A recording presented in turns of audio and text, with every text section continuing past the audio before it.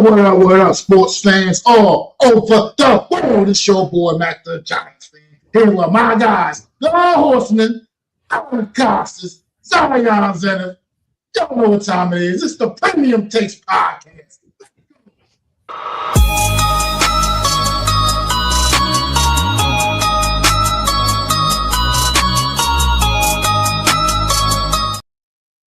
Premium Takes back in your life on another Thursday afternoon. Thank you, Mac, for that great intro as always. Thank you, Adam. Love showing up. Love to talk sports with you guys. A lot of things happening in the world of free agency frenzies on its way. Yes, we're going to cover the Giants. Yes, we're going to cover all around the league. We're going to cover the whole NFL for you guys. But what we're going to do first is history has been made this past week, and it's from a guy that you won't even think of him as like a true scorer, a guy that can really score that at least like average 30. You know, he doesn't even get that. He's usually a center, a big man that really protects the rim and gets other people the ball.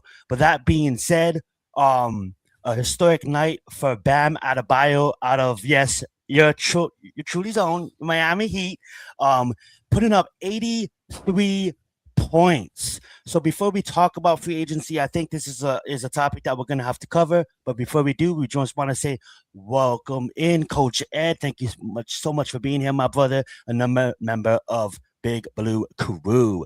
That being said, I have a lot to say on this, being that I'm a Miami Heat fan, but I'm going to pass the mic over to my co-host. My co-host is first. I want to get their opinion, being that he surpassed one of the GOATs, my favorite growing up in Kobe Bryant. You know what I'm saying? Big Allen Iverson fan, one of my favorites as well, but Kobe was right there. And for someone in this generation to do what he did and get 83, a lot to debate on how he got that 83. We're going to cover it, and then we're going to get into free agency. So let's talk Bam Adebayo. Let's begin with you, Adam. What you think about that 83 points? What do you want to get into, my friend? Let's get it. Well, welcome, chat. I want to tell you this 83 points is history, right? That's what I call it. And I'm not into the minutia that's going on right now. And what I mean by that is like everyone's, oh, well, Kobe did it better. And this guy, 83 points is 83 freaking points. Can we give the guy a damn rose? Like every time somebody does something good, we're like, well, we got to poo-poo that shit. Somebody throws 500 yards. Well, Joe Montana would have done it better. Like I understand Joe Montana was great. I understand Kobe Bryant was great. You know, but this guy, like you said, is a center who doesn't normally do this shit. And, you know, I think they're hating on him because of who he is. Bam Adebayo. It's not like Anthony Edwards or the dude from the Wemby from San Antonio who could easily do that himself. It's not like it's Steph Curry who's done it. It's some random guy who, let's be honest, is not necessarily a scorer, and everyone's like, well, he went like 22 of 43, like, oh, still like good. I'm like, so what? He's on damn near 40%, and we're complaining? Like I don't understand. Like, this is a guy that's a center by trade. Am I correct? That's where he plays, power forward center, right? Absolutely. He got a lot of his shots. He got a lot of his shots from the perimeter. Not like he was dunking on cats. I mean, sure, Shaq probably could have done this back in the day. Yeah, granted, in this new NBA. I get it. I get all that. I am not shitting on that. You know, I'm not telling you that you should not compare him. What I'm saying is give the guy his flowers, because this guy may never in the history of the NBA again ever do this again. This may be his only 15 minutes of fame. Like when we go down the pantheons of history in the next decade, right? And this guy's out of the league, and somebody gets close to 80, and they're gonna be like, oh, remember that game, Bio in 2026? It's gonna be like 2046, and they're gonna be like, remember that game in 2026? That guy, who is he? Oh, Adebayo. But because he's not a big name, I think that's where he's getting a lot of more hate and backlash, because his teammates were involved. So let me get this straight. A team where we're supposed to have camaraderie and supposed to support one another and build everybody up, sees their guy is hot and having a great night shooting wise, they're not going to try to feed into what's going on. They're missing shots on purpose. Hey, listen, how about the other team grab a damn rebound?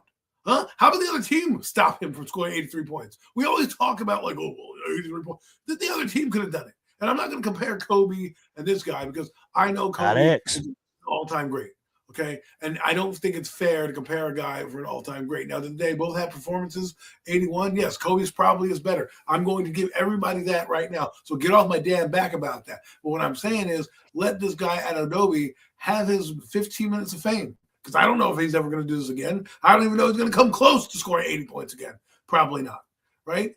And the fact that he's on Miami, where they're not featured as a team that's like representing the East, this could be his biggest highlight of the season. And what will happen it'll be like a fart in church. It'll pass and we'll be like, oh shit.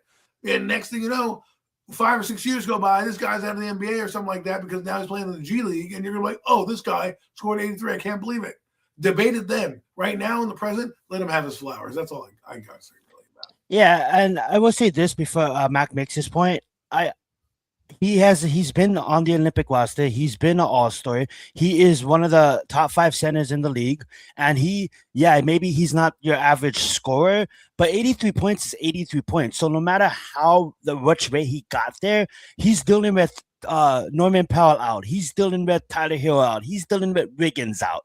Like he is the best. This is Bam averaged anywhere from like 19 to 20 points per game, because we don't really consider him as a scorer, right? We have all these other shooters. And when Jimmy came, it was supposed to be Jimmy. The big three of the time was supposed to be Jimmy, himself, and Tyler. Obviously, Jimmy now left, and Bam needed to really take control. And I love the fact that Eric let him stay in the game.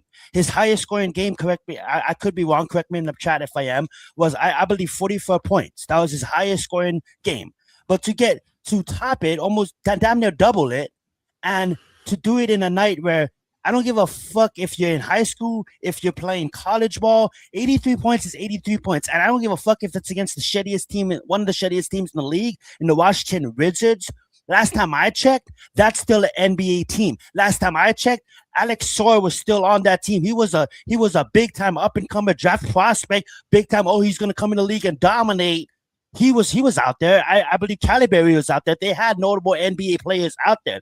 Yes, the Washington Wizards suck because of the chemistry, but at the end of the day, Bam is on the floor with damn near fucking bench players and third string players, and obviously he has Jokic and he has our draft picks. But at the end of the day, like, when he gets fucking 32 points in the fucking first quarter, of course you're gonna feed the guy.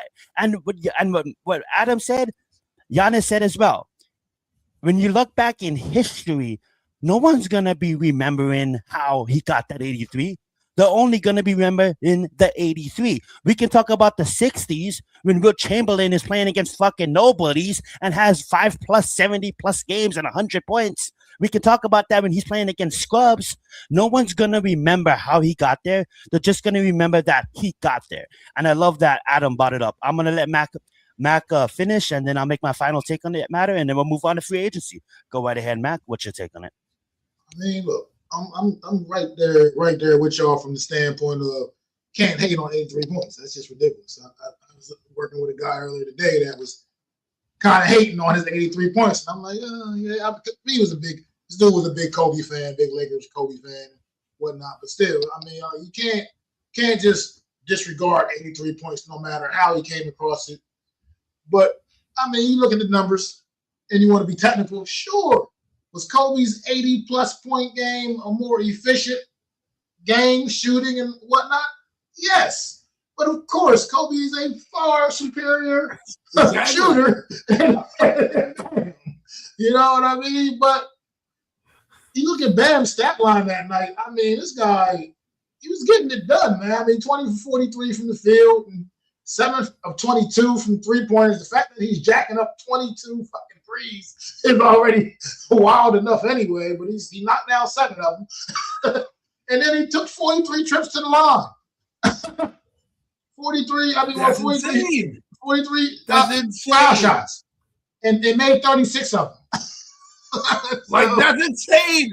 That's insane. Like, people, I don't mean to stop you there, Mac, but think about that. You go to the line 43 times, you have 40 fucking points you can get just from the free throw line itself, right? And he hit him 36 of those points from there. And that's just, people are like, oh, well, you know, how would he get the points? Well, if they're fucking fouling him and let him go to the line, I'm sorry, let you finish.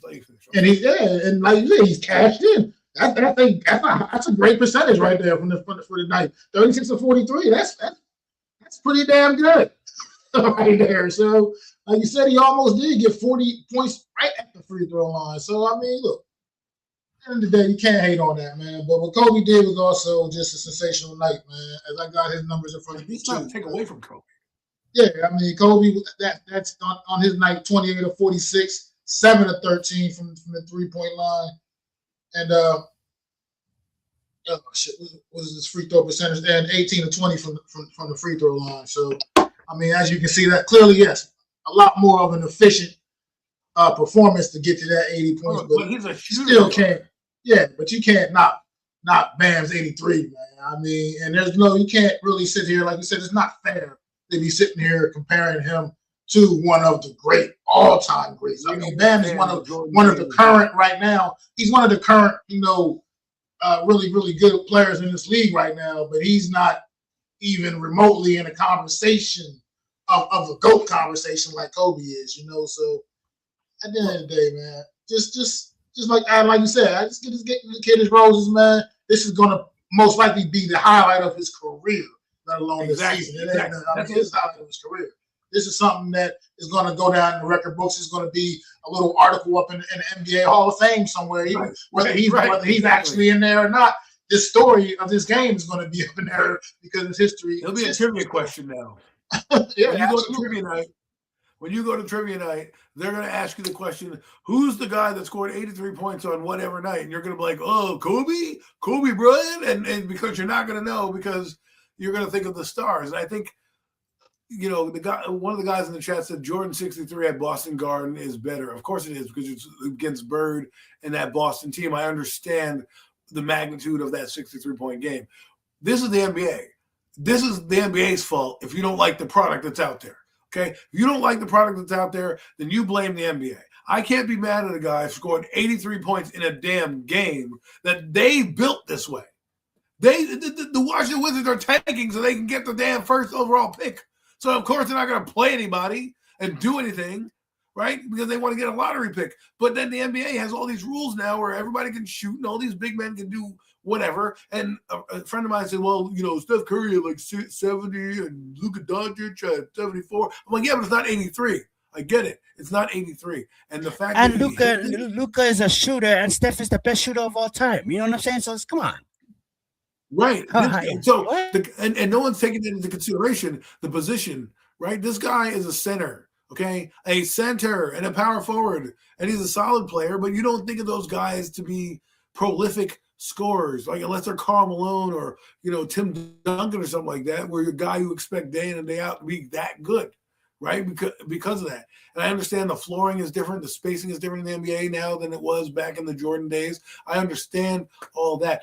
But it's like comparing somebody in the era of football like Jim Brown and saying, well, Jim Brown's not as good as Emmitt Smith, but Emmitt Smith had more games. Like, so everything gets out of context when you go through different generations, right? So right now, 83 points, we haven't seen that in fucking 20 years. Last time it was done is in 2006 by Kobe Bryant. And it's like 20 years later where we saw a team score 83. Now, Anthony Edwards, if it's so easy, by all means, Anthony Edwards, Kevin Durant, Wemby, I'm calling you guys out. If it's so easy, and I'm not saying that they called this guy out. I'm just saying, if it's so easy to do it, go do it.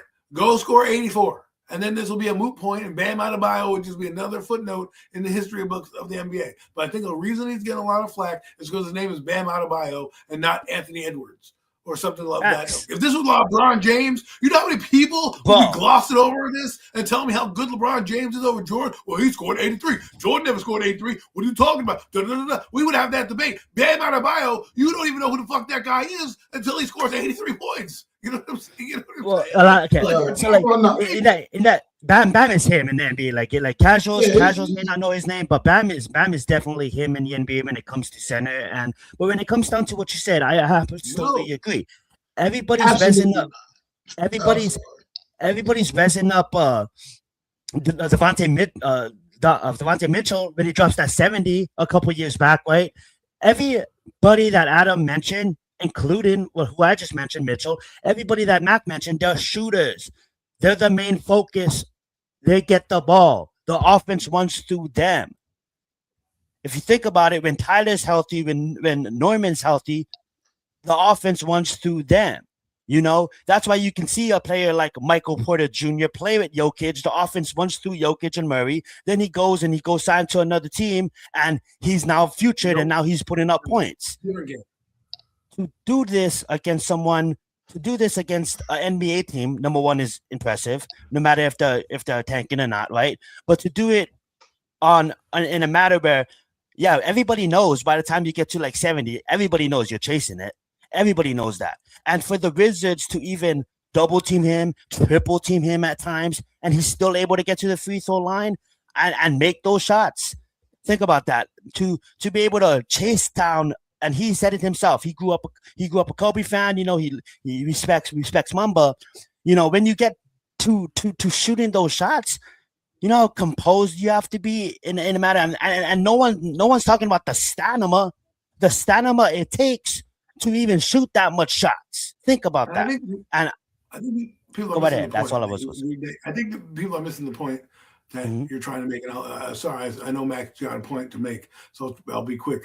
And that is, we're just praising that he did 83 points. I don't care. Yes. I don't necessarily need a comparison of who did what better. Yes. It's not about better for me. It's just 83 points. I'm just praising a record being broken. If we want to get into the minutia and all that other bullshit, fine. We can have a debate, and we can sit here and debate every record that gets broken from here on out in every game, right? In every season. Well, they had 83 games. Well, they shoot more 3-pointers. Well, they do this. Oh, well, the ball is juiced in baseball, so it shouldn't count, for the home runs because there's a post-steroid era and all that. Like, just admire that history was made and just let it be, and then you can debate it when he's long gone after the NBA. You can debate it when you're going, because nobody else was talking about when's the last time you were talking about the 81-point game? Were you talking about it? No, nobody's talking about shit. Occasionally, maybe when Luka was there last year, they might have mentioned it because he was like 74. But you don't really. When Mitchell was there, and then here we are. Now, a guy actually breaks it, and we're like, well, somebody could have done it better. Anyways, go on, Mac. Oh, no, I just wanted to come back up to this one real quick because that was my era right there. That was my era. And of course not. Of course not. This would not have happened against the Bad Boy Pistons because they play defense. They had people like Bill Laimbeer and Rick Mahorn. Yeah, couldn't think of his name for a second. And Dennis Rodman. He wasn't Dennis Rodman that he evolved into, but he was still a tough motherfucker on defense. And this course wouldn't have happened to that team. I mean, that's just like there's there's no way. They weren't allowed. You didn't see that happen back then, period. You didn't see 80-point games by anybody back then. Because defense was just a lot more physical, so it wasn't going down. I mean, point blank and period. That's definitely my era. The Bad Boy Pistons was a fun team to watch because they used to bully the hell out of everybody. They took people's hearts. I got the second version of the Bad Boys. I got the Ben Wallace, the Rasheed Wallaces of the world, that crazy Pistons team. I didn't get to watch the Bad Boys. I was young, but I didn't get to see them, and that's why they made the Jordan rules. But I'm not gonna be as much of a hater on this as everybody else is. I just enjoyed the guy scored 83 points, right? The Bad Boy Pistons, different era, wouldn't have done any. They wouldn't. Hell, nobody in the NBA would survive the Bad Boy Pistons. I was just era. about to say that. I was just about to say.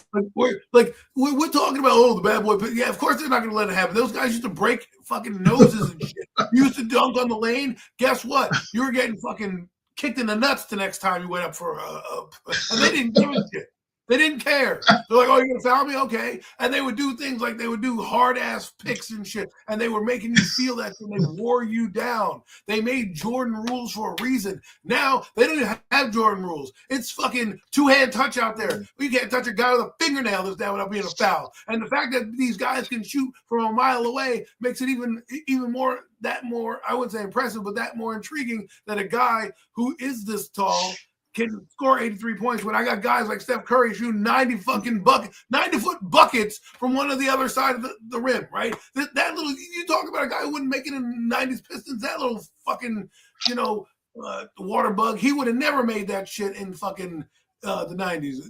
Bill Laimbeer and all those guys would have crushed Steph Curry. So, I mean, like when we bring that era up, all we're really doing is, and I just want to get this out there, I'm just praising somebody having a good night, like having a good day at the office. High-fiving a guy for having a good day at the office. Now, on Thursday, on Friday when you come back in, fucking get to work. But have a night, here you go.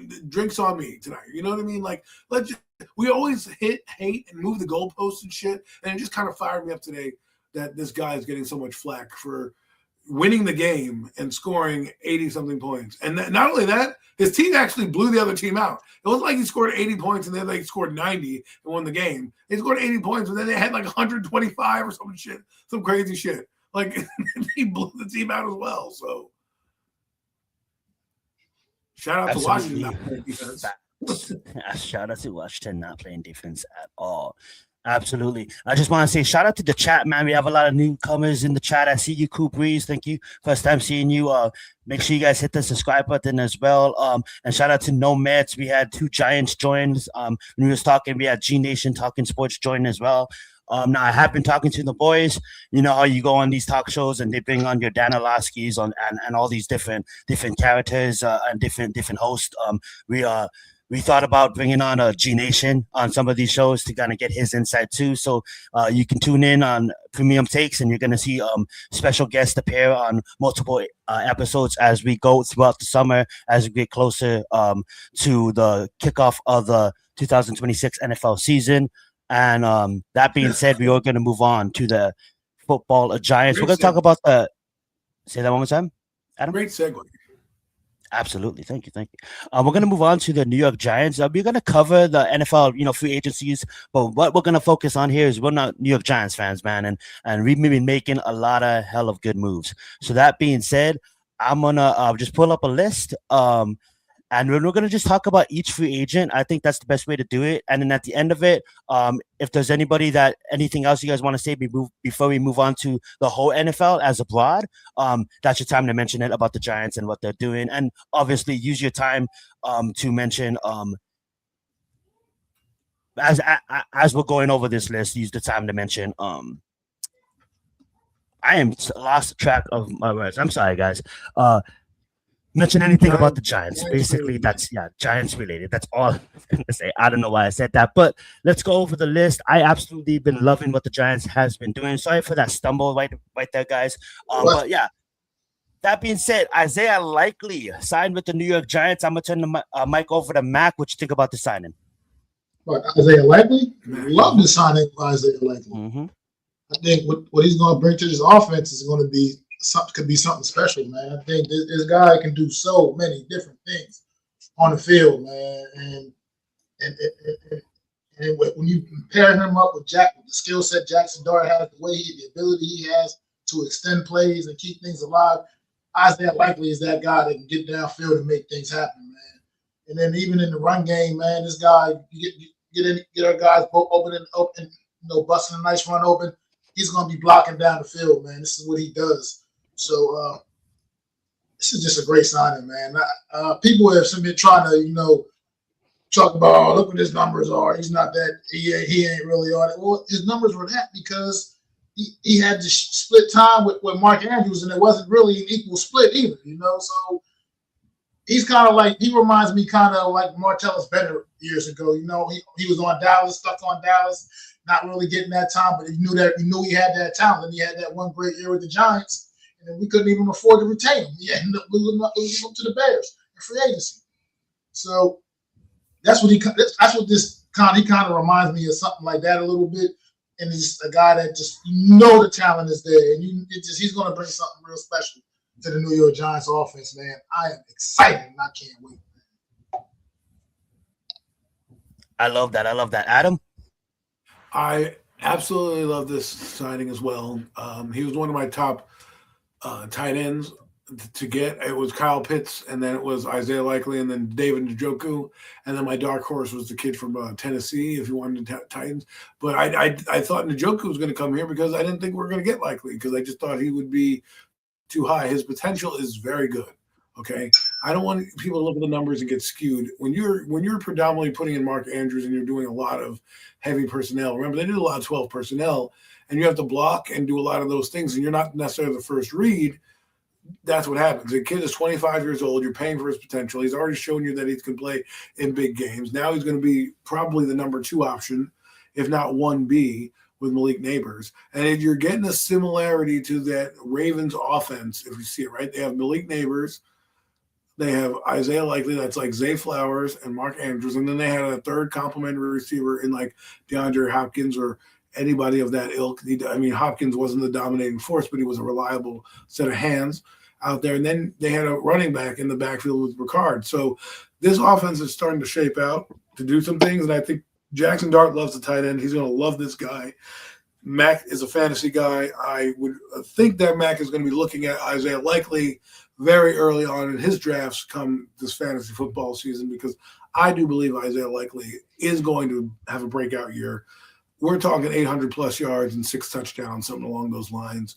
I just feel he can do that. And this is why you don't pay Wan'Dale Robinson, because he can do a lot of the things Wan'Dale was doing inside and outside. He can play in the slot. He can play move tight end. He can do inline stuff. Plus, when you have Theo Johnson, you can detach him and do a lot more things with him. And he's going to be like what they were trying to use Darren Waller. I know people don't like that name, but what they're trying to use with Darren Waller, where, you know, he's one of the major weapons you have. And as Malik Neighbors comes back around, obviously got to get into football shape early on. I could see them, you know, going to Likely and getting those underneath routes and matchups with linebackers on the inside. Then he's going against those short corners in the slot. And then, of course, in the red zone, he's an absolute nightmare with his size and his jumping ability in the back of the end zone. And I hope that they'll be able to utilize him. And we actually have a legit red zone threat. So this is pretty good to I think pretty good signing to start. Yeah, I absolutely love this signing as well. You guys all hit the points I was going to go at. One thing I want to emphasize is red zone. Absolutely. Looking for him in the red zone. Another thing I want to emphasize is blocking. You know, 12 personnel. You guys mentioned that. I absolutely think this is a bomb signing because it's a John's guy. It's going to help him establish his culture in the locker room. So I absolutely love this signing.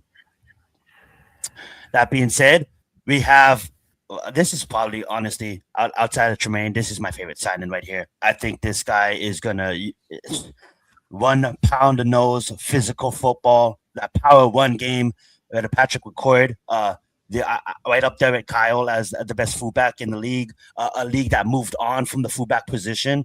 No, we're not going to. The Giants are not going to. Power 1 all the way. I absolutely fucking love this signing. My God. Go right ahead, Adam. I like the signing as well. You know, I'm not as ecstatic, but I do appreciate what he does.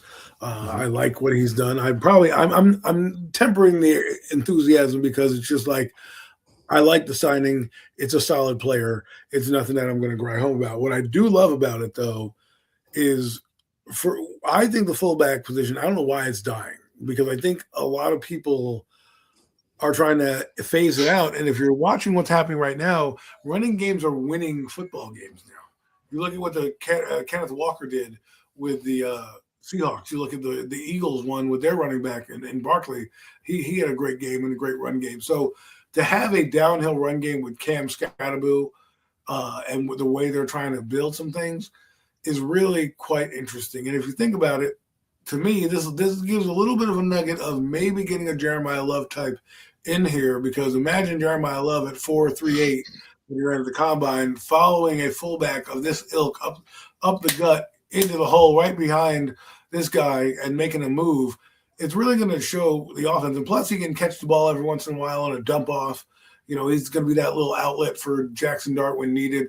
And, oh, by the way, Jackson Dart doesn't need to run any goal line plays because just give this guy the ball. And I think what you're seeing a lot of is you're seeing a lot of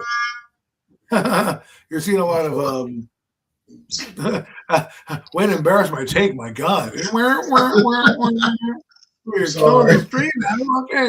Okay, I get it, Mac. It's going to be your turn. I'll land the damn plane. Jeez. Anyways, it's going to help Jackson Dart not take as many unnecessary hits, because you can give him the ball on 3rd and 1 and 4th and short. Mac? Look, I like the signing as well. I like it because it's indicating exactly what kind of football team we're trying to be right now this year. Is bringing that physical back to New York, man. So I'm not like overly ecstatic either about it. At the end of the day, I respect it. I like it. I like the fact that we're actually building an identity. Offense, yeah.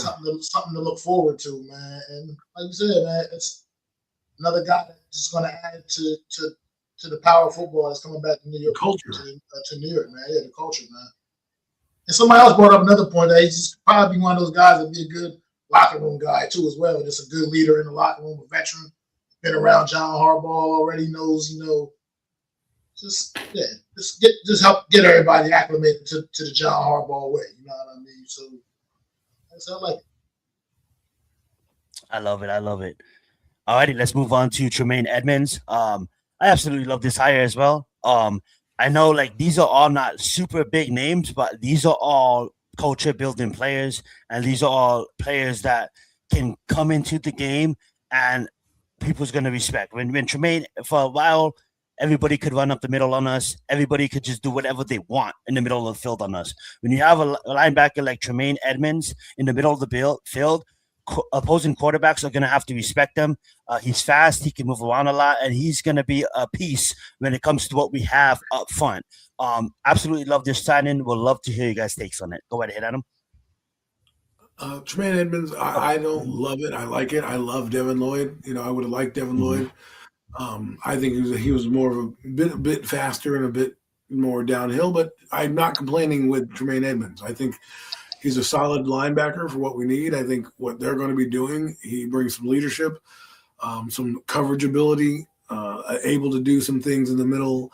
Is he the most stout linebacker? No, but does he make plays? Yes. You saw that last year with the return that should have been a touchdown, but of course they called it back because he was touched. Come on, give me a break. He wasn't touched. It was a touchdown, but the gambling got to get it right, so got to make that call. But and he was traded to Chicago for a reason, or signed with Chicago for a reason, and they're letting him go because of money. It's not like necessarily his play was egregious, but obviously he didn't want to take a pay cut, and that let him out the door. And here he is with us, and I like it because it establishes a leader on defense, which we haven't had. Like everyone's going to be looking at him and knowing, okay, you're the guy, you're the signal caller, you're the tone setter on the defense, and I hope that he can bring some of that and allow our defensive line. I think with our defensive line, he's going to have a solid year, right? With Dexter taking up some of the space and, the edges kind of taking up some of these linemen, he'll be able to sift through the garbage and make some plays. So I like it. What's your thoughts on that, Matt? Yeah, I mean, I also like it a lot. I mean, I like the way he plays the game of football. So, that's just that's part of what it is for me with him. He's one of those kind of guys that I just like the way he plays. He's a plugger, man. He's gonna go in there, he's gonna lay the lumber on you, man. And he just plays football the way it's meant to be played. And I think he's a great leader on defense. He's still a lot younger than people realize, considering how long he's been in the league already. He's in his prime. Yeah, so I love the move, man. I think he'll be a great leader on that side of football. Depending on which way we go in the draft, we potentially do bring a Sonny Styles in there. Have like him, Sonny Styles, Edmonds, and I mean, look, I like another guy we're talking about a little bit that we re-signed.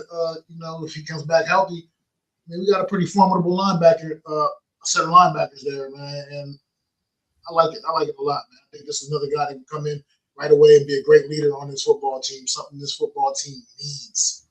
Leaders. Absolutely. And as much as I love my Polynesian brother, Musao, he was never a starting caliber player. And Tremaine Edmonds is definitely a starting caliber player. So definitely an upgrade on that position. And then we did bring back McFadden as well. And then obviously, yes, we'll see what happens in the draft. And alrighty, this is probably my favorite signing of them all. And I know I've been high on everybody, but this is probably when I'm the highest. And it's just because the discount, man. The discount we got for him is absolutely amazing. I'm going to pass the mic right back over the Matt. What you got about Jermaine Illuminor? Loved it. I was ecstatic when I said that. So he re-signed, and not only re-signed, but re-signed pretty much gave us a hometown discount, man. This guy could have, I'm pretty sure that he could have went out and made a little bit more money somewhere else, man, if he decided to walk. And it shows that he really wants to be here. He wants to be a part of this. And I like the season he had a year ago, and it was great to keep him here. And we got the bookends a tackle still right now. Him and Andrew Thomas. I loved it, man. Absolutely loved getting the Luminor back. It was a big deal to me being able to not let him walk out the door.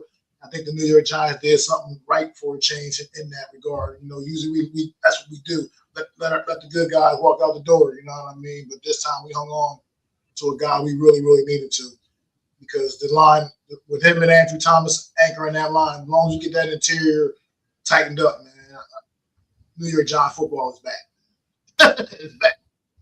Big facts. What you think about this signing, Adam? It's a ho hum for me. I mean, I like the Luminor, but I thought they could always upgrade. But he came back and he was a little cheaper, so that works out for us. Get to save some money. A guy who's solid, or built some continuity on that line. So you can't be mad when you sign your own. And you got to give credit where credit's due. Unfortunately, Joe Shane finding this guy and bringing him in. Unfortunately, it's Joe Shane who brought him in, but hey, he gets signed here again. And it's just one less problem you have to worry about on the offensive line in terms of filling a need.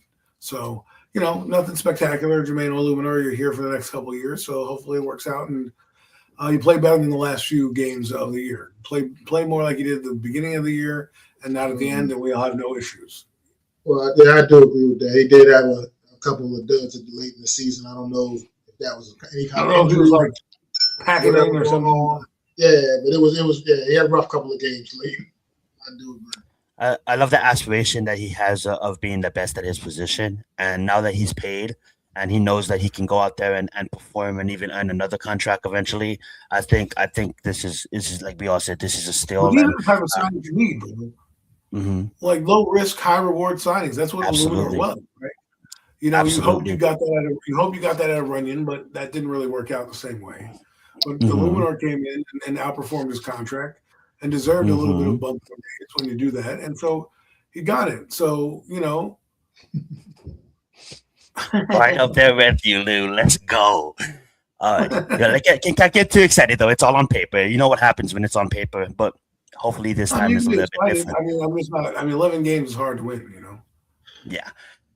That being said, though, Jason Sanders, I do like this signing, too. I mean, it's been a while since we had I get it. He was injured last year, but it's been a while since we had a consistent kicker, a kicker that you can go in there. You can trust him. Anything under 40, this guy is almost center bullseye. Is it? His career over 50 is pretty good. Kicker from Miami.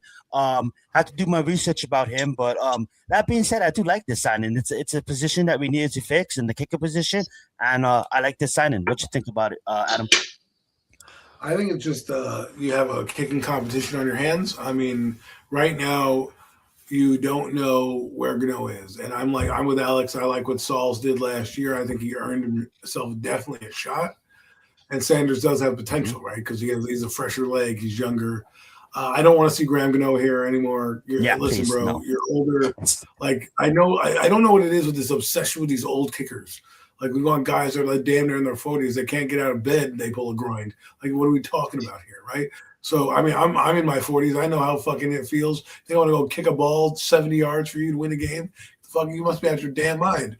That's what happened. Fucking Graham Gano tried to kick a fucking 90-yard field goal, blew out his fucking hamstring and his groin, and that's it. He tried to boom a kick down the fucking field, and his old ass just said, "Nope, not happening anymore." So I'm just happy that we're getting rid.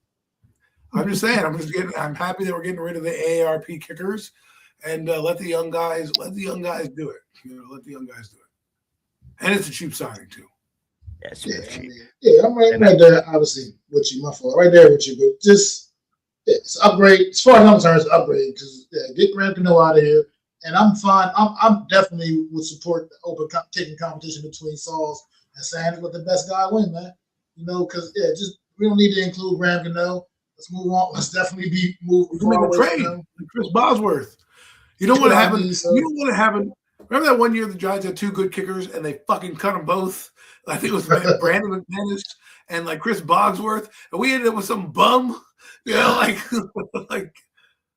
think we got Josh Brown. And we ended up with that guy, the abuser. Great, you got rid of those two guys. Fucking home wrecker and a fucking scumbag. Great job, Giants. Idiots. Yeah. So I mean, it's the kicker. I'm not going to act like sit here and be like, get them slobbing over a kicker, but It's not like we signed Brandon Aubrey. You know what I'm saying? I mean, I don't want to ever. That's my favorite free agent signing right there. That's my favorite free agent signing. Right there. I'll let you begin, Mac. It's my favorite free agent signing right here. I was just like, whoa, we got Evan Neal back. Yippee. Absolutely, baby. Yes, sir. Sign me up for that. You know what I mean? But honestly, all bullshit aside, man. Look, and John Harbaugh, I trust, man. If he thinks he can get something out of him, we'll see. But at the end of the day, let's also remember, number 7 pick overall or not a few years ago, bro. You just a camp body at this point. You got to earn your way. You might not make it out of camp. It ain't no guarantee. You ain't no spot going to just be given to you. So you better wake the hell up, young man. And this is your last shot for real at any kind of NFL career.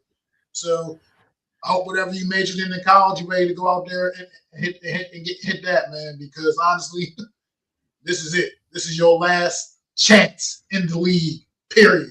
So whatever you do this spring and summer, you better do it with conviction because your NFL life depends on it, bro. You ain't getting no more shots, I don't think, from anybody else, let alone this New York Giant team. This has definitely got to be your last shot. And like I said, it's only probably just as far as what can you do? You show me in camp. And if it ain't enough, you out of here, bro. You ain't wasting no roster spot on Evan Neal this year if it ain't satisfactory, if he doesn't meet the standards, man. Well said. That's the first thing that came to my mind too. 25, John seems to like him camp body. Let him compete. Let him see if he can earn his spot. If not, pack your bags, get out of town. I absolutely agree. Adam? Evan Neal is like a bad rash. Once you think it's gone, it pops up again. You know what I'm saying? You're like, oh, I thought this shit was gone. All of a sudden you're looking like, oh, wait, there it is again. There it is. That's what Evan Neal is. You think he's gone. You haven't heard from him all season with this mysterious injury. Hasn't played a damn game. I thought about Evan Neal. I'm like, I wonder what they're going to do with Evan Neal. And all of a sudden I must have manifested it because they signed him again. They must have seen something like John Harbaugh said. He's like, listen, man, this guy can at least eat donuts. We have a pie eating contest for camp that we would love to him to participate in. He may not make it out of camp at West Virginia, but he sure as hell could be on my team to eat the pie, eat the pies. I mean, look, good luck to you, Evan Neal. I think you have more potential at guard, and if anybody knows about big guards and big offensive linemen, it's John Harbaugh. So, you know, his roster spot is safe for now, I guess, until they draft somebody or you know, the competition heats up. But I will tell you this, Evan Neal, if you show up to camp and there you have one injury and you don't play a damn, you better play like your hair's on fucking fire. You better play football as if you, like Max said, you're never going to play in the league again because that is it. This will be, the rash is going to be gone. We got the ointment. We've got the treatment in the cabinet. We are ready to go. If we need to, we can get ready to do that quick. And the thing about this signing is it has all the potential to be shitty, and that's what the expectation is probably. But imagine if the light goes on for this guy, right? New coaching staff comes on, fucking John Harbaugh lights that fire because he's like, who got it better than us? Nobody, right? And he's fucking dancing around with John Harbaugh, and this massive man comes in. I mean, it's probably not going to happen. I probably have a better chance of getting hit by a bus than Evan Neal being good at football. But I'm just saying, it's one of those picks where you never know. Maybe he puts it together. You know, it's funny you said that because I was just getting ready to say something just like that. Like, what if all of a sudden, now that we've been sitting here all banging on the table for this to get a new guard, to get a guard in the free agency, what if fucking Evan Neal just comes in and all of a sudden just realizes, guard, I do know how to play football. You know what I mean? And like it just all of a sudden ends up being the answer that we've all been looking for in free agency, and we just got him on this little cheap-ass 1 year league minimum deal. That's $1 billion contract the next year. Comes out of nowhere, pancaking guys. Next year, free agency, highest paid guard in the league. Like, I could just see that. I would love to see Paulie Morgan's odds on that shit. Now. Evan Neal's probably one of the 8 or 9 listeners in here. He's probably trolling us right now. I was like, I at least got 3 guys on my side on previous takes. I'm gonna show those assholes that I'm gonna make this. I'm gonna make something of myself. You know, and I look. I when he was signed, and we didn't sign any other linemen. I'm like, yo, that's the plan, yo. This was the plan all along. They wanted to sign a big guard for cheap. Hey, Evan Neal, we got one. They got one. Yeah. That would be crazy, man. Oh my god. But then again, I don't even think he beats Bobo out in training camp. Come on, let's be serious. Oh, man.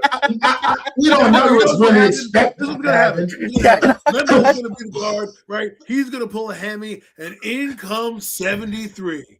You know, takes the spot away from Membo because we got nobody else. First game against Dallas, he pancakes somebody. So everyone's like, Evan Neal's arrived. Evan Neal's arrived. Evan Neal's arrived. And You then know what, guys? But but you guys might be on to something. I know this is a joke, but let's think about it. IMG Alabama. Like, what the fuck happened, bro? You went to the most prestigious one of the most prestigious high schools when it comes to football. A fucking athlete school that dedicates everything to make you at your best in IMG. You go to fucking Alabama in the fucking prime, and then what the fuck happened, dude?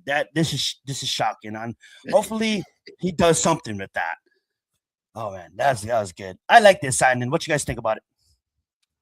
I mean, I'm okay with it, man. Bringing back Isaiah Hodgins, man. I mean, is he like the shit? No, but he's been a solid guy. Solid, yeah. For us in our offense, does things we need him to do. Great possession receiver. Go down there, he has pretty good hands, you know. So I like it. I mean, at the end of the day, we'll see if he makes it out of camp, you know, or whatever. But at the end of the day, it's not like I'm not. It's not like a bet. It's terrible signing. You gotta have bodies out there to compete. You Absolutely. know what I mean? So Absolutely. what are you gonna do? And you can't. Now you're just gonna go out there and sign all pro players constantly. You know what I mean? You gotta bring regular guys and guys that come in and compete. They can't, man. And this guy is definitely going to compete. Obviously, as we know, because we've seen some really good things from Isaiah Hodgins. So. Sure. I think he makes the roster. Honestly, I think I like his game plan. Now he's not going to be a center ripping on this offense, but he is going to get some snaps. And I think when he's on the field, he produces for us, and that's what I like. What's your thoughts on it, Adam? I mean, I don't mind Isaiah Hodgins. I've always liked him here. I thought he's a solid player, and he fits what the offense does. A big-bodied receiver you can probably use in the red zone. If you look at what Harbaugh does, he doesn't shy away from using guys' height in the red zone. Unlike Brian Dable and the other offensive coordinators we've had here, he's going to want to throw it up to guys. Right, Wandale. This is the anti-Wandale. I mean, look at this. Look at our guys. We have the only guy is Calvin Austin or whatever he is, and he's taller than Wandale Robinson. Calvin Austin, look, yeah. I know you guys love Wandale Robinson. Don't let the door hit you on the way out. I'm sorry, Wandale. You know, I wasn't a fan of yours, but you can go be somebody else's number 2 down there. This has nothing to do with Wandale. I just like that he fits the big-bodied receiver that they need, a possession receiver, like you said, and a blocking receiver for when they go 12 personnel and they want to take Malik Neighbors out of the game for a little bit more blocking or to deceive how you try to play these games and deceive people. He can be on the field like that. You could take a tight end off and add him on. Again, when I say Malik Neighbors, he's going to be coming back from a knee injury. They're going to be doing a lot of 12 personnel. With the backside of the backfield. He's a guy that can fit that mold. And it looks like they're going receiver by committee until told otherwise. They got a Malik Neighbors and a couple other guys. And the other guy that is a free agent, but not really a free agent, is Darius Slayton. You know, he just never leaves. He's just like that He's hurt. Still lives in the basement. You're like, hey man, you came for a barbecue and you never left. You know, that's Darius Slayton. He came for a barbecue and still living in your basement. So yeah, I remember when he did that video on Giants.com and he was talking about his best football team and he was 7 years old and they had the best football team. Like, we don't give a fuck, dude. Do something now. Do something in the NFL. You know what I'm saying? Like, but the fact that he survived so much, Darius Slayton, I mean, it's like you got to give credit to a guy like him. You know, just he's like he can just catch the fucking ball. He's like a barnacle, yo. You ever heard of a barnacle that they connect to rocks on the sea that just kind of sit there on them rocks? Like, that's what he is. Fucking Darius Slayton's a fucking barnacle. So good. Alrighty, what do you guys thought about Michael? I like this. He got hurt, obviously, the first game for us last season. And when he's on the field, he's productive. I think he could be a good piece in the system. What you guys feel about it? Go ahead, Matt. Obviously, once again, I like Mike McFadden. I thought he was really He was turning up. He was a guy that was getting better each and every year. And then the injury last year in the first game of the season, that just was a setback, unfortunately. Bring him back Speaking here of Michael, what's up, Michael? on a 1 year proven deal, pretty much. See if he can stay healthy. See if he can, produce some of that same energy that he was doing, like the season in the 2024 season, and see if he can get some of that energy. Get channel some of that energy. And I think he's a solid piece in the linebacker room. I mean, is he anything spectacular, future Hall of Fame or anything like that? No. But he's a solid guy in your linebacker room that player will step up, make some tackles. You know what I mean? And actually wrap up, tackle people. He's liability in coverage when he's stuck, just paired up on a running back or even a tight end or something like that. He's definitely a liability in that situation. But he's a serviceable player, man. And like I said, I don't mind having him be a part of the linebacker room. Well said. Go ahead, Adam. I like him. I think it's a good signing. I think you can pair him with Tremaine Edmonds if you need to, while you get a Sonny Styles up to speed, or the linebacker from Texas or something like that, maybe in the second round, or you trade up. He's a good player. Like, he's a good special team player as well.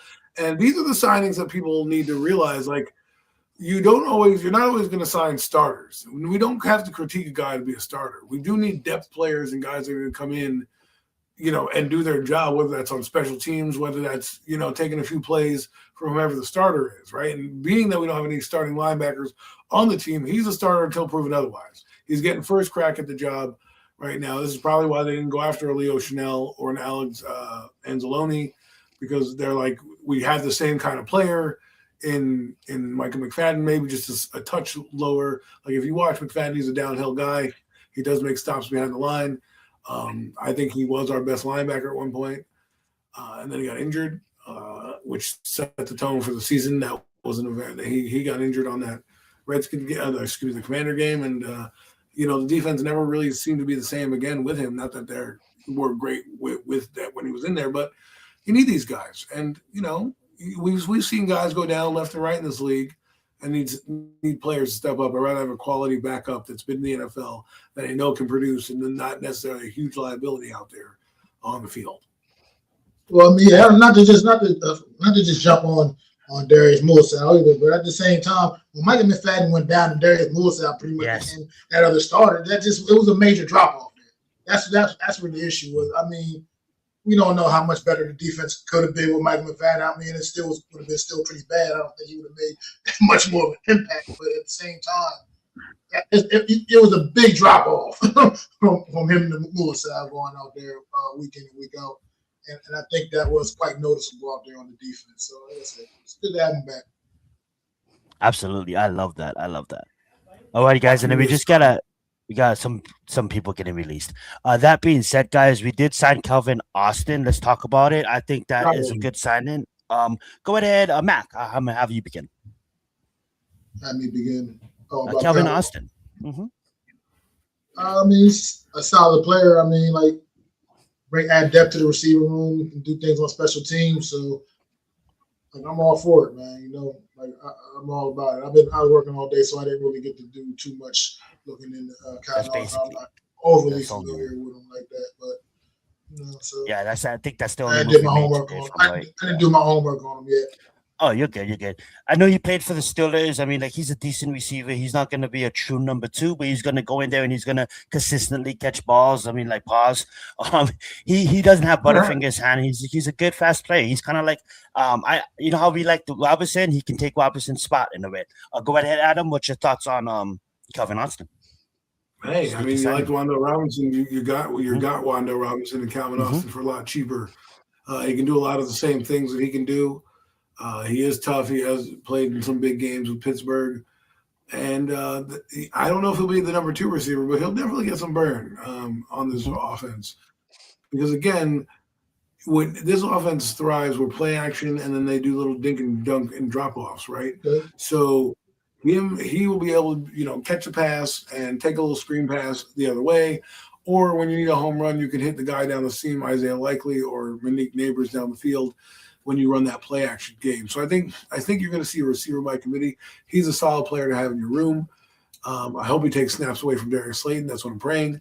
But he also can be a slot receiver or something that Darius Slayton has never done. So if you decide to kick the Barnacle to the bench and move Isaiah Likely to the outside receiver, and then you can put Calvin Austin right there in the slot, he can do some of those things and pick up some first downs and some quick, like they said, the in and out zigzag routes for first downs. He doesn't have to have a lot of catches, but what if he gets a lot of like first down catches, receptions, right? Like, he catches a 5-yard pass for a first down, or he catches another 10-yard, and then you look at the stats, and you're like, oh man, he only had like 30 catches for like 400 yards, and then you realize like a lot of his catches were on 3rd and 5 and 3rd and 3 and for first downs, right? So I love that. Real fast, Adam. You know how you said earlier, I like how you're manifesting it. He didn't say when we draft Styles. He said when we get Styles up to speed. I know everybody been high on Sonny Styles as of late. That being said, another sneaky signing that I'm excited about, man. Former first-round pick in 2021, spent some time at the Browns, spent some time at Jacksonville. We have Greg Newsome. I think this guy can come in and compete for that number 2 cornerback spot after Adebo. What's your guys' thoughts on Greg Newsome? I like him as a player. Go right ahead, Adam. I think this is one of my favorite signings because I think it has the highest reward and the lowest risk, right? Because when you think about it, he's a solid player. It's not like Jacksonville had a lot of turnover last year, and he was a solid player with him and Akuda down there, and with what's his face over in Cleveland. Sorry, couldn't figure it out. And I just think like you're solid number 2. If he does well, guess what? You have him under a year for a contract, and then next year you can sign him to a bigger deal, and you don't have to reach if you don't need to for a cornerback in the draft. I think he's young enough to be that guy, and I think he's done a lot in the NFL to show me. He tackles well too. I mean, he's 6'1", 197 pounds. He comes downhill. He fucking makes plays. So I like the physical corners that they bring in. Adebo is not horrible, but if you would, let's just say the Giants were to run out that guy, I'm not worried about Adebo and Newsome out there. Especially Drew Phillips in the slot, even though I don't really like Phillips in the slot, but Phillips in the slot, that's a solid trio of cornerbacks. And then you have Holland, and maybe you have Downs. I'm not. Yes, that's it. Think about that, Holland and Downs. Because I know you guys love Sonny. I love Sonny too. We're not going to get into this. I don't want to take over your time. I'd rather have Sonny Styles, but let's just for lack of argument's sake, we'll just say Caleb Downs, and that's a formidable backfield right there. But I do believe if Sonny Styles is there, even if Downs was there, I would have to take Styles just for the need of the position. I already put money in with Tyler Nubin. I put money in with Javon Holland. If you think you can bring Evan Neal back from the dead, what do you think about Tyler Nubin? Because I'm just saying, you're resurrecting all these old Giant players. You know what? Let's do this. Let's let Mac make his point on Greg Newsome, and then we'll move on talking about that. That sounds fun. Go ahead, Mac. Not to interrupt you. What's your thoughts on Greg Newsome? Go ahead. Newsome. I mean, I think it's it. Like you said, great signing. Get a guy in here that can definitely add something to the cornerback room, which definitely needs something added to. We don't know what's going to happen this season coming up. Paulson Adebo needs to step it up, get a little more consistent this year. And Deontay Banks, you all notice, man. I mean, this is obviously, like I said about Evan Neal, this might not quite be your last opportunity in the league, but at the same time, it's damn sure your last opportunity on the New York Giants if you can't get it right this year, bro. So, I mean, at the end of the day, you got guys like you. I mean, now you just bring in Newsome, man. He's going to make you guys work, man. You're going to have to earn it. And like you said, somebody mentioned in the chat, like you said, it's a great signing on a prove-it year, man. For this guy, see if the light bulb can come on, and maybe he might have just found a diamond in the rough. Evan Neal and Deontay Banks, comeback player or the co-comeback players of the year, guys. That's what's going to happen here. You're going to see these two bums. All of a sudden, the light goes on, and we're going to see Deontay Banks be all world, right? Let's talk real quick before we get into the other thing, real since we talk about. I think it can really happen with Deontay Banks potentially, though. I mean, defensively, this scheme should fit his skill set a little bit better. It should. You know what I mean? what he supposedly is able to do I'll best. take my chances with Neil. It should. But like I said, I mean, at the end of the day, I think it's possible, man. I really think they could be. Yes, Micah. What Mac is saying, I absolutely agree with you. I agree with Mac what he's saying. I think this scheme fits. It's about the scheme with him. I mean, that's what it's been. I feel like with him. I mean, also with some really shitty coaching as well. But at the end of the day, sucks. What are you talking about? But at the end of the day, I think he's one of those guys where maybe he can just only do what he can do, and he couldn't do what anything else. You know what I mean? He just couldn't make something else work. He couldn't, and I think he has a shot, man. I think he got a shot. I think he has a shot more than Evan Neal. I put my money on him before I put it on Evan Neal. I'm sorry. I would put my money on him. Okay, here we go. 10. Right now, our premium takes, Mac and I, we do the NFC East roundup show that we do, and we're going to be doing that come training camp soon. Look out for it. Shameless plug. But Mac and I are going to follow the progress. He's going to be on Deontay Banks' team. I'm going to be on Evan Neal's team. And we're going to track the progress every week and have a race of first-round picks to make the team. I think it's going to be a lot of fun to watch these bums duke it out and see which one lands on the team. Mac, are you with me? Wait, hold on, Adam. Before you make that bet, I want you to really think about what you just said. Do you really want to be on the Evan Neal's team? Yes, I do. He is motivated. I saw him in the weight room. I saw him boxing. I am ready to go. Evan Neal, comeback player of the year. Hey, Banks turned into a star kick returner last year. I mean, look. Whatever it takes to motivate you. You stay on Banks' side, I'll stay on Evan's side, and we'll meet in the middle. And when you see me pancaking Banks all over training camp, and that guy's on the stretcher, not making the team, and Evan Neal's kicking ass. I don't know, man. I think it's gonna be fun. Me and Mac are gonna work that bad. Because I don't know, man. Money on Evan Neal, man. Woo! I got that. Come on, you're team Banks. I'm team Evan. You're team Banks. Deontay Banks has a way better chance of making this football team than Evan Neal. Absolutely. I'm doing it.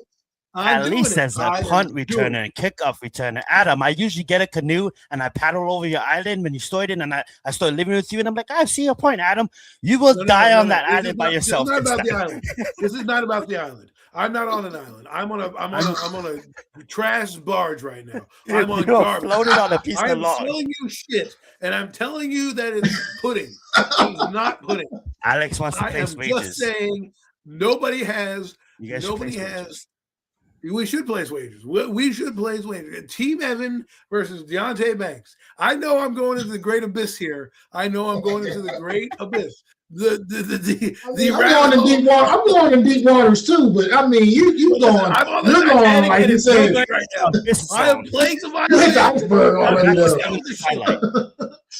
I can already see the little guys playing the violins on the back of the boat right now. Exactly. That's me. Max at least getting the life preserver. Max at least he's pushing over one of those children and women and getting on the lifeboat. I'm sitting there going to be playing all the way down. Team Evan Neal, man. That's it. I'm planting my flag on this trash barge. I don't care who's not there. We are beating out Deontay Banks for a roster spot. All right. I mean, I don't see it, but I didn't even know how to move on after that one. Well, we'll figure it. Hot take.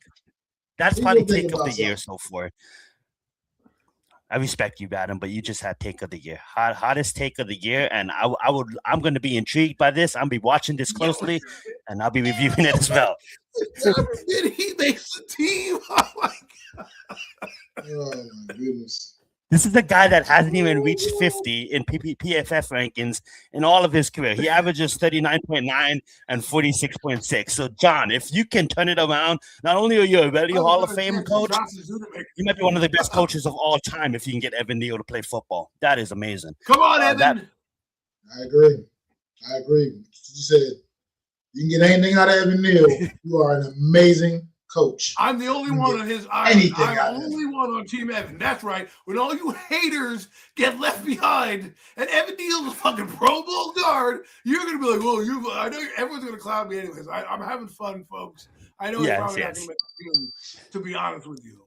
But somebody's got to root for him because nobody else is. I've shit on the guy for 3 years. I'm going to be the anti-Daniel Jones here, and I'm going to get on the shitty fucking trash, and I'm going to tell you that I'm not sinking, and I'm going to go sink down with this trash. So, Evan Neal, don't let me down because I don't want to look like a fool, but I'm going to look like a fool anyways. Don't let me down.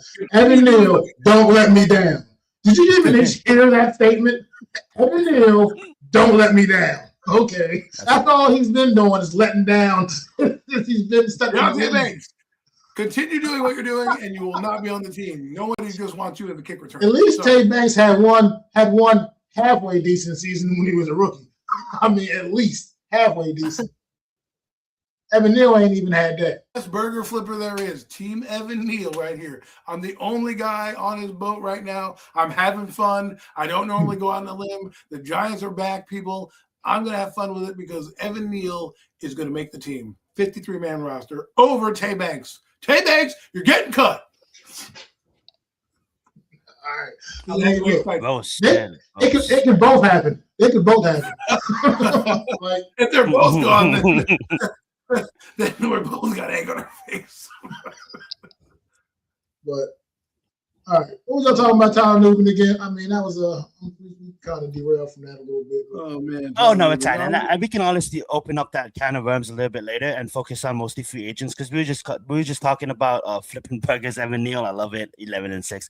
We were just talking about Sonny and Styles. Sonny and Downs, and I just think both of them could be generational players. And I just like Caleb Downs a little bit more. I think he'll be a good fit. But we'll talk about that a little bit later. And don't get me wrong, I absolutely love. This is not me. The two reasons why about Downs for me, the degenerate thing, that's not going away.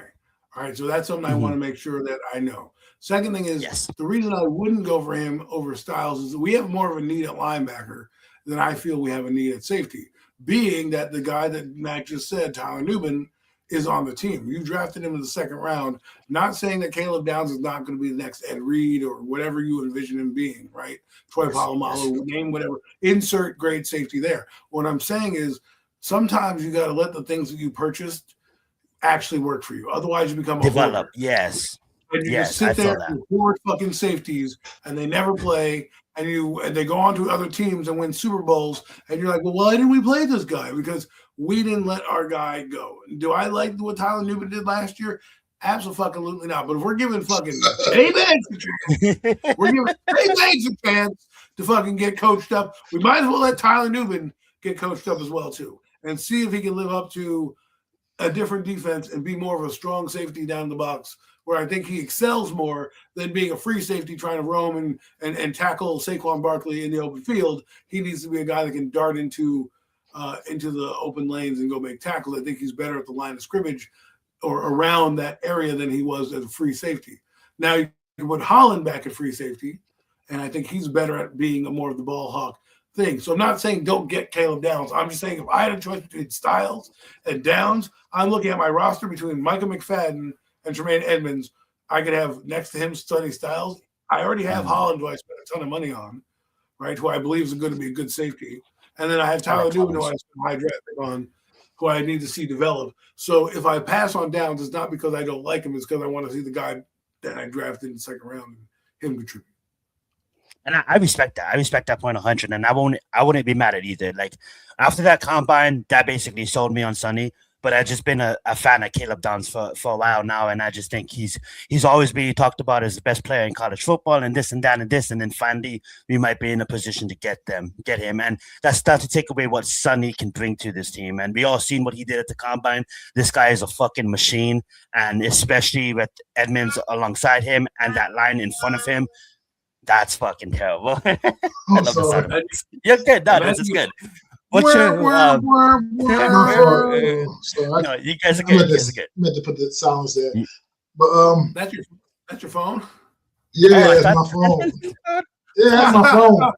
It's a notification on my phone. No. I thought you had a soundboard and didn't tell us anything. No. Man, Mac is up and now. She's fucking putting sound effects in when he doesn't like our take. That's like, where's the blow horns? Making us even more embarrassed. I'm like, Evan Deal. He's like, I felt like I was on give me Jeopardy. the brown noise from the hockey game. Yo, you know when you make you know how award shows when they make a speech and they play music if you go too long? It's okay. Go ahead, Matt. Maybe that's what we need to add. Maybe that's what we need to add to show sound effects. You know? I mean, for real. Wow, yeah. What it is, I mean, I wouldn't honestly. Let's be fair, bro. I'm fine with any of the big three from Ohio State. You know what I mean? Would I be like really, really shocked if we took Jeremiah Love? I'd be extremely shocked. But would I ultimately be mad? Really, no. You know what I mean? But love is him. I don't know. How does BJ Robinson feel? Bijan Robinson. I mean, that's how I look at it. You know, like imagine Jackson Dart with a home run threat behind him, right? Like imagine that you're a defensive coordinator. You're sitting up there. You're I got to cut this guy. Oh fuck, they got Jeremiah Love in the backfield plus a running quarterback. Great, I'm fucking fucked.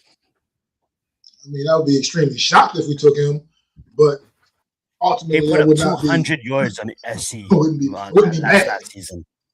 I wouldn't be mad. I wouldn't really be mad. I'd just be shocked. The only reason I'm leaning towards that is their free agency moves. It making me think maybe that if he fall, I'm not doing he came here on the 30 visit. Obviously, they mean that they like him, right? But if Arizona doesn't take him, because I think he's going to Arizona, that's where I feel he might go, or Tennessee. Those are the two spots I think he would go. I think the Giants would be a good shot. If you look at what they're doing, they're bringing Picard, and then you have, I mean, I like Scattermove, but let's be honest, he's a bell cow. He's not a home run threat. You know, neither is Tracy. Tracy's not a guy that's like explosive compared to this guy. You put this guy in the backfield with Jackson Dart, now we're cooking with gas. Yeah. I think that's what the kids say these days. I mean, yeah. But as long as you come out with like one of those guys, you know what I mean? Don't mess it up. Don't screw this up to a point where you don't get any of those guys. You know what I mean? You got to get at least one of them. Caleb Downs. The thing about the neat thing with Caleb Downs is that gives me the nightmares. Is like a little bit of word makes me a little worried is the Kenny Phillips thing. Yeah, exactly. It just gives me that old Kenny Phillips vibe where it's like, damn, this dude was so sensational, man, but he just could not stay healthy, man. When he got to the league, I just hope that wouldn't be a thing. That's the only thing. That's the only reservation with Caleb Downs. But otherwise, like Zion said, man, to me, he's a can't miss talent on the field, man. That dude he's legit, as legit as it gets. But I also, like most others, I've kind of just fallen in love with Sonny Styles, man, and the idea of having a guy like that can end up potentially coming in and being like one of the next great linebackers in this league. And one of the next great linebackers and a great lineage of linebackers for the New York Giants as well. I mean, exactly. I'd love to. Was the last time the last time was Carlos Banks since we drafted a linebacker? In the first round, yes, absolutely. Carlos Banks. I don't know why we don't put any resources in there. Like what the hell? Yeah, that's so true. It's such an important piece. Well, we just signed Jermaine, but like as far as draft assets, potential Hall of Fame linebackers, they have Harry Carson. They have Lawrence Taylor, obviously, and you could argue Carl Banks is a Hall of Famer, depending on who you talk to and what time of day, right? Then you have Gary Reasons, guys like that. You have Alex Van Pelt, who was also a good linebacker in his day, not a Hall of Famer. Those two guys weren't, but they were solid. And that's the lineage that we had. Pepper Johnson.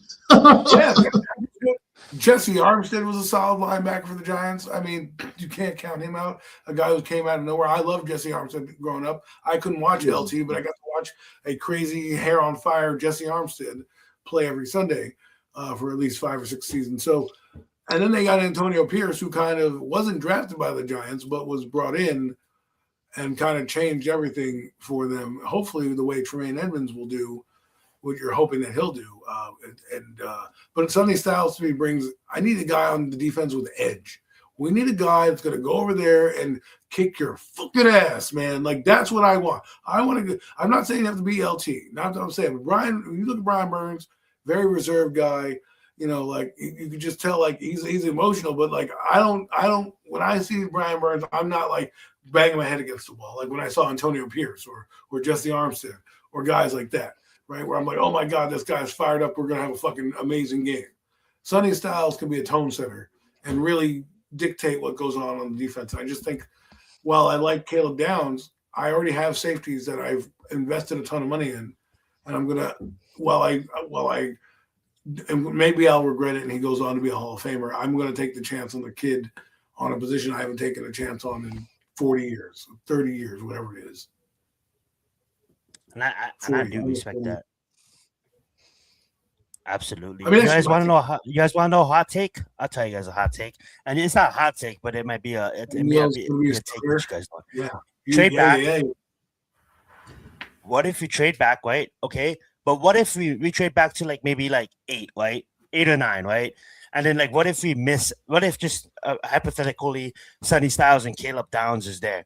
I'm taking Mekhi Lemon over Cornell Tate, and that's just my honest opinion. I'm taking the Miami lineman because my guy Evan Neal's going to be one guard, and I'm going to need my Miami lineman to be the other guard, and I'm going to have the most massive offensive line in the history of football. And Max laughing because he doesn't believe me. But when you see All Pro next to Evan Neal, now you're just taking it way too far. Way too far. All Pro. Yeah. Damn, that's crazy. Sure, Evan Neal. This dude did not suit up for one game last season. So he's healthy. He was not on the active roster for one game last year. The secret weapon is coming out this year, man. You're gonna see. We're gonna fucking deploy him in the backfield. We're gonna make him our left guard, and he's gonna fucking healthy scratch. He was a healthy scratch for 17 games. 17 games. He was a healthy scratch. You're gonna be eating crow next year when we're paying mega millions for Evan Neal because he had a Pro Bowl year. All you haters out there, all you Evan Neal haters. I'm getting a poster tonight. You're gonna get an Evan Neal poster? I'm that excited. So good, guys. All right, guys. Let's start with Mac. What is, and it doesn't have to be on this list because like there's so much people that signed, but what is some of your favorite free agent signings? And that debauchery that went on. Oh yeah, Max Crosby. Yeah, let's talk about. Let's Max. You know what? Yeah, honestly, what's your guys' thoughts on that Max Crosby Baltimore Ravens thing? So this is just gonna be my thoughts. The Baltimore Ravens are stupid because, obviously he's not gonna pass a physical. Right. Obviously, Daniel Jones can't pass a physical right now, and the coach know that, but they still re-signed him. So I just don't understand that move. And yes, they get Trey Hendrickson, and I think he's absolutely awesome. I think the Bengals are stupid for not investing in the defense, and I like that signing, but I mean, I don't understand that shit. Like the Baltimore Ravens, that was a dumb move. Go ahead, AC, and then come back to Mac. But quickly, Mac, I think they sabotaged the deal when they found out that Trey Hendricks was available. That's what I feel. And the reason is just like you said, it's not like that they knew this motherfucker wasn't going to be healthy, right? You did that because you didn't think you were getting Trey Hendricks because all signs pointed to him going to the Cowboys at the beginning of this free agency period. So they probably thought, we're out of the running, let's go make a move. What sucks is now the Raiders, who had capital that they were shopping with, right? I have 2 first-round picks now. What if they had traded those first-round picks immediately for somebody else? Like, what if they had turned around or were waiting to shop those picks, to go? You don't have that anymore. Thankfully, they were under the cap, and they get their guys back. Now they're probably going to have to convince Crosby to stay with all the moves that they made. They seem like, why would I want to not leave? Now I have Devin, what's his name? The linebacker. They have Quay Walker and the other kid. I forget what his name is, the middle linebacker from Georgia. You know what I'm talking about. Oh, Nakobe Dean. That's right. Nakobe Dean. You have Dean and you have Walker, 2 big linebackers, playmakers on your defensive line. Maybe you'll stay. So I think the Ravens botched it and sabotaged it. That's what I believe. Because once they found out that Trey Hendricks was available and they can keep their draft picks, they were like, fuck this. He failed the physical because just like you said, Zion, The guy was injured. What the fuck did you think he was going to do? He's coming off an injury, and you're like, whoop, he failed the physical. Like, how dumb do you have to look? Like, come on. You think Daniel Jones is healthy? The guy has a broken leg and a fucking Achilles, and somehow he still makes $50 million a year. Yeah, let's go, DJ. Look, yeah, I mean that whole thing was a mess, man. And I mean, I really honestly, it's just either way. I really don't, but it was a mess. The fact that you can, like, I think I'm kind of with Adam right there. Probably just feels kind of like suspect, like you said, like more or less. Because the way how quickly they signed Trey Hendrickson right after it, like I mean, it was like they already had that thing ready, warmed up and ready. You know what I mean? They didn't let the body get cold. Exactly. The plan was like Trey was supposed to go with the Cowboys, but then the Ravens told him that they're gonna sign Max. So Trey's like, "Oh yeah, I want to go play with Max." So they're supposed to have both of them, but they backed out of Max. That's why Trey was already. They was working on both of them at the same time. Wow. And how does Trey feel? You sign expecting to play for Max, but on the other side of you is Max. You signed there thinking Max is gonna be there. It looked like. That's not how it looked in the NFL, and that's not how the NFL portrayed it. The NFL portrayed it as if they were getting Max. They put the little GIF up with him in the Ravens uniform, and everyone's like, "Oh my God, look what the Ravens did!" Blah blah blah, and it's all over the news blotter. And then 3 seconds later, it's like, "Well, he failed the physical," and everyone's like, "Wait, but wasn't his knee injured?" Like, duh! Didn't we have the controversy? I'm sorry, I can't believe that the Ravens were that stupid to tell me, we didn't know Trey Hendricks. We're negotiating with Trey Hendricks and didn't know that Trey Hendricks was available. Like, give me a break. They went around and they turned that guy and signed him a 4-year, $112 million deal, whatever the fuck it was, like an instant. And it just looks bad on your part when you're standing there and you turn around and that's what you're doing. That's it. Like, you didn't even let the body go cold and say, "Hey, we're gonna go shop around." No, you're like, it was like almost immediately. You're like, "Oh, by the way, Trey, come on through the door. We have you behind curtain number 1." They were just like, "Open curtain number 1." You know what I mean? There's Trey Hendricks. Oh my God. Oh man. What are some free agents that you did like? It may not be on this list, Mac, but is there any free agents that stood out to you that went to a team that you think they're gonna really improve the team or improve on that team?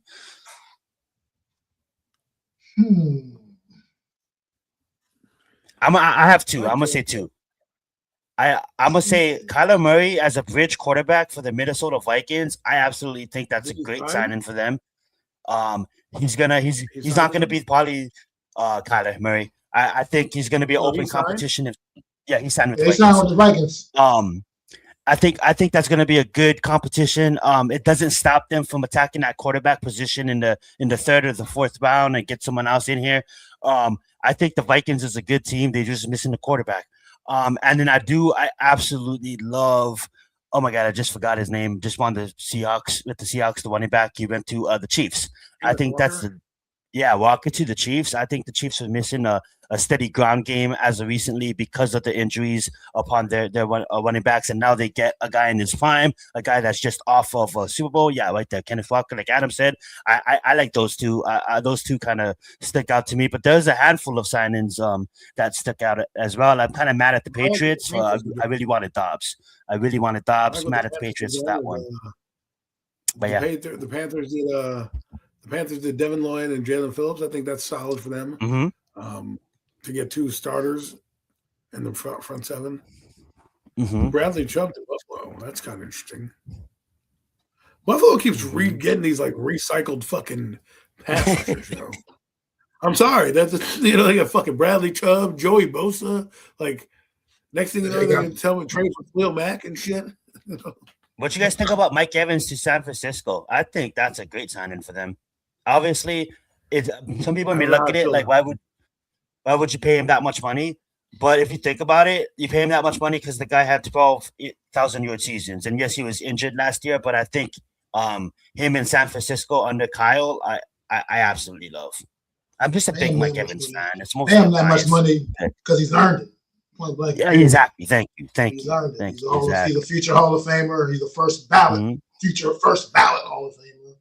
I mean, he's earned it. point blank and period. He's gotten to that point where that's a level of respect. You're not going to just bring Mike Evans in and just think you're just going to give him peanuts. You know what I mean? Mike Evans, man. You got to pay for those services, man.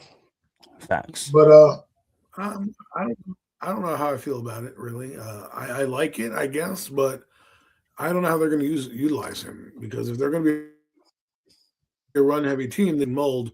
Do I think he's going to get 1,000 yards? I don't know, right? Because this is the first time they're going to have a legit weapon since Brandon Ayuk, right? And Stupid now they're going to pair Ayuk. him with Ricky Parasol. They're going to have a Parasol on him and Kittle. I do like that on paper, so we'll see if that can go. But I hope he gets 1,000 yards. We'll see. Yeah. We'll see. A move I did like, another move I like low key that I did like is the trade Pittsburgh acquiring Michael Pittman, man. Pittman, yeah. Pairing him up with DK I have no Metcalf. quarterback, though. I mean, the quarterback situation is we don't know, something in the air. I guess, I don't know. What's Aaron Rodgers doing? What is he doing? Well, they got Aaron Rodgers. No, stop. I mean, I'm just saying. I mean, is he going to hold him hostage all summer too? Is he going to hold him hostage all summer? Cabo or something like that. Then Cabo right now eating mushrooms, cave diving. He's doing how to see. He does historic trips. Goes into historic rooms in the off season. One thing about what we saw last year is, he can spin the football still. Yeah, he can still spin the ball, man. Like I said, adding Pittman to that receiving room with DK Metcalf. That's two legit one punch right there, man. So I kind of low key like that's the move that I like. I actually like that move for Pittsburgh, and see what they can do with it, man.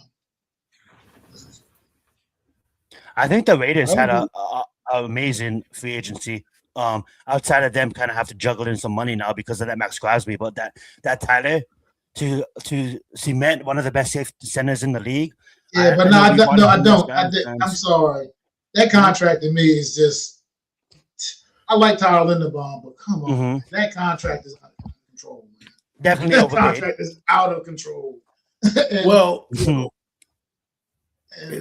I don't think they are getting Mendoza. They are getting Mendoza, so they really wanted to make sure. They probably outbid everybody, and they just wanted to make sure that they really had someone in front of him that can. You know what I'm saying? Like that's what I thought about it when I seen that contract. Well, look, something works out, but that contract is just crazy. Right? We'll see how it's structured, though. Because he gets 21, he gets 27 his first year. No. That's not right. I know what Matt's saying. Like, you don't pay a center that much money, but I also see what the Raiders are doing, where you're trying to say we're investing in our future, and it starts with the center position. I also think you have to include Max Crosby in their free agency because they were going to get rid of him, and all of a sudden, miraculously, he's back in your locker room. Now it's up to Tom Brady and whoever the coach is down there. I forget who the coach is. Kubiak. Kubiak or something. Kubiak. I said Kubiak. Kubiak, yeah. Kubiak is an offensive guy. Kubiak. And he might be able to convince, him and Tom Brady to say, look what we did on the defense. Look what we did on the offensive line with Tyler Linderbaum. We're about to draft our franchise quarterback. I know that we were going to get rid of you, and as much as, you might want to leave, do us a favor. Think about staying here. Right? Think about being with this team and being part of this Raider franchise. We can make it worth your while, and you just got to repair that thing. And if it does fall through, I hope it works out for the Raiders where he actually gets to stay now and not go to the Ravens. As for the Ravens, I'm not trying to hate on them, but I feel like the Ravens are rubbing it in people's faces. Like, we don't need, John Harbaugh. We're going to do all this and that and the other thing.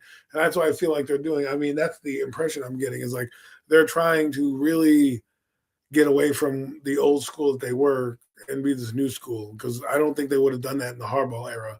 I don't think they would have traded back for a guy and say, sorry, he's damaged goods. They would have been a little bit more forthcoming, but they've done everything that's just shady that what they did to the Raiders. Now, granted, the Raiders have Max Crosby now, so it's a win for them. But other than that, it's been pretty quiet, for me. The one thing I am sad about is Romeo Doubs. I was really interested in him with the Giants, but he goes to the Patriots. We'll see how that works out. Let's see who else is there. I mean, there's a lot of guys that it wasn't like wow, but it was just like Curious to we see got to talk what. about trade of Trent McDuffie to the Rams. Like that's something that we needed to talk about. I think the Rams are trying to go for it. As you can see, they have some corners on there and some guys that they signed. But I really do think the Rams made one of the biggest moves of the offseason with that trading for an all-pro corner to come in. You got to think that this is their shot, right? Matthew Stafford's coming back.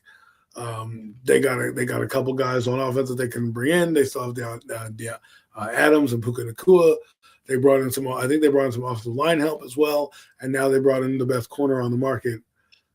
So I thought of all the moves, I thought that was a blockbuster one that might change the landscape of the NFC West. When you think about who's in that division and what they need to win, you need to beat the Seahawks. Well, the Seahawks have one of the best receivers in the league.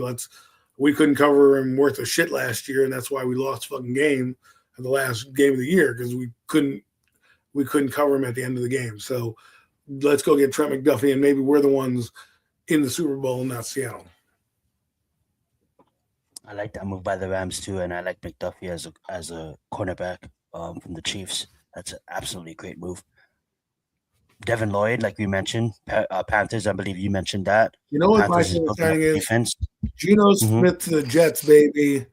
Bring him home. Bring him home. You know what? You know what shocked me? Real fast. Look how much moves Arizona Cardinals made. Wait, never mind. What? But it was something else. I misspoke. They got Gardner Minshew. Yeah. No, because it wasn't Cardinals. It was like one of these teams I was looking at. They made like no moves. I'm like, well, how does your fan base feel? But actually, the one other move that I absolutely love. Hope the young man succeeds is Malik Willis down there in Miami. Man. Yes, in Miami. Yes, an opportunity, not being brought in as a bridge quarterback, he's coming in to potentially be their future, to be their guy. You know what I mean? So he's getting the shot these last couple of years in Green Bay. He's not there. I can't imagine. They're bringing the reports I've heard.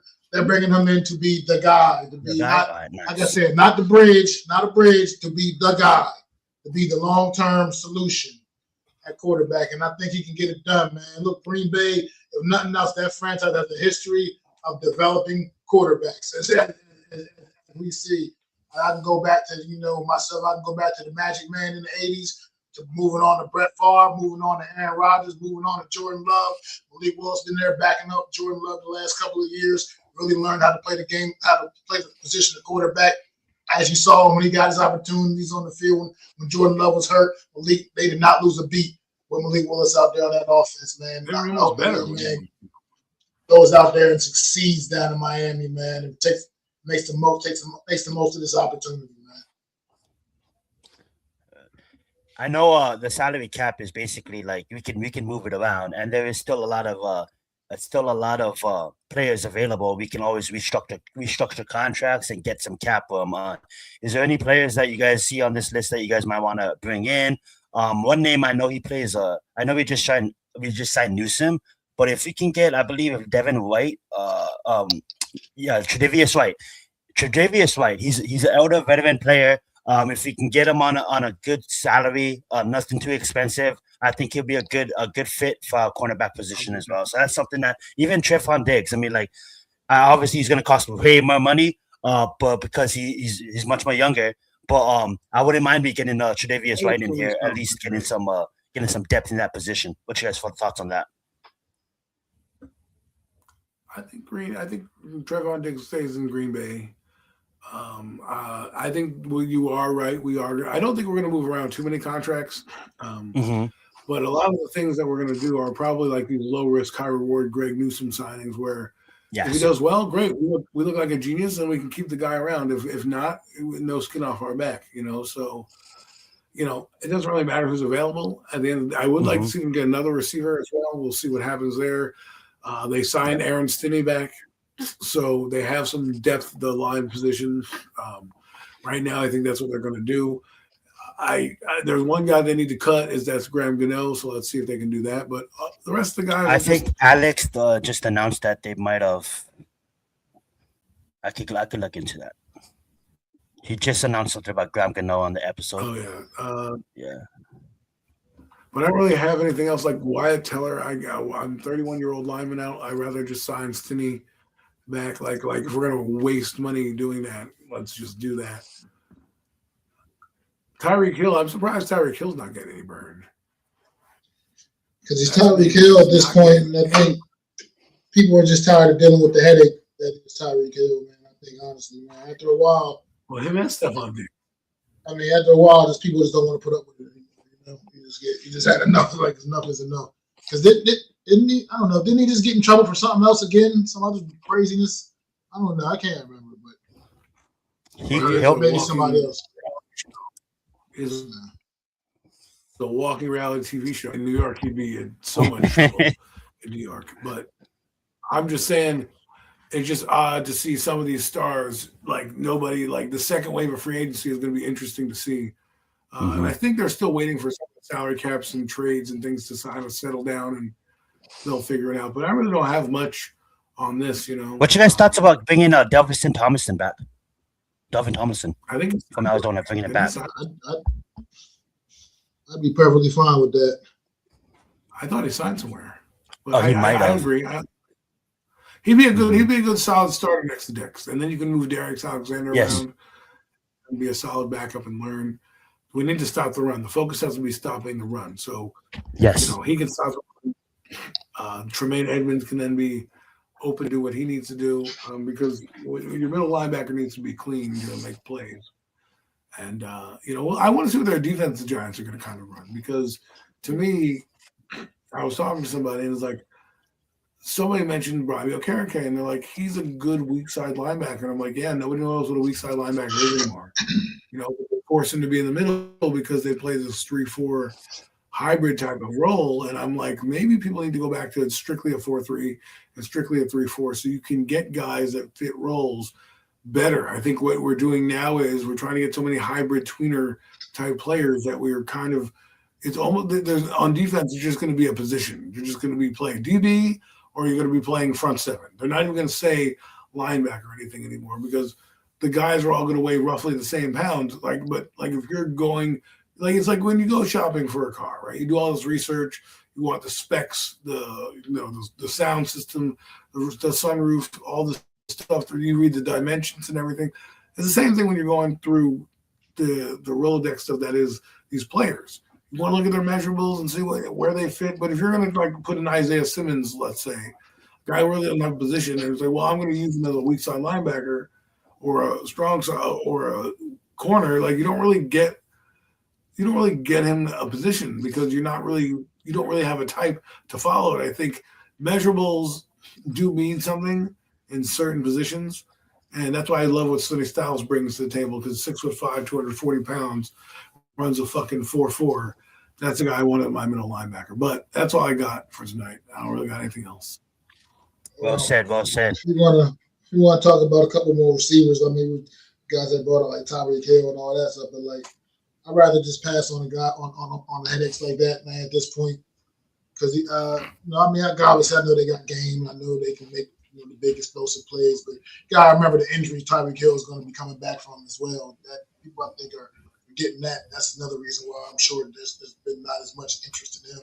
That injury was horrific that night. It was a terrible injury. So that's just something that I'm not sure if a guy can come back and be the same after something like that. But a couple other guys out there, if you want to maybe take a shot at like a Darnell Mooney or Hollywood Brown still out there. I mean, a couple guys like that come in and also add something to the receiver room. I mean, to me, that's more realistic options at this point after losing out on guys like Dobbs and whatnot. So that's about all I got to him. Actually, well said. Me as well. As we move forward into the weeks, we'll start getting into more of our draft coverage and do our draft focus upon with baseball is about to kick off. We'll WrestleMania is right around the corner, and we're involved some UFC as well. So we'll get back out into other sports. But as for now, I'm gonna pass the hosting duties back over to Mac to end us out. I just want to say from me, thank you guys all for tuning in. Back over to you, Mac. Definitely appreciate y'all tuning in once again to another edition of the Premium Takes Podcast. I am Mac the Giants fan with my guys, the Horseman, Zion Venom, Adam Costas, man. Throw the fours up for our guy, the one and only NYG Jeffy T, man. Always going to be here with us. Man. And we'll be back next week. Make sure y'all like, subscribe, ring that bell at all 3 of our channels, man. Mac the Giants fan, Zion Venom, and Adam Costas, man. See y'all next week.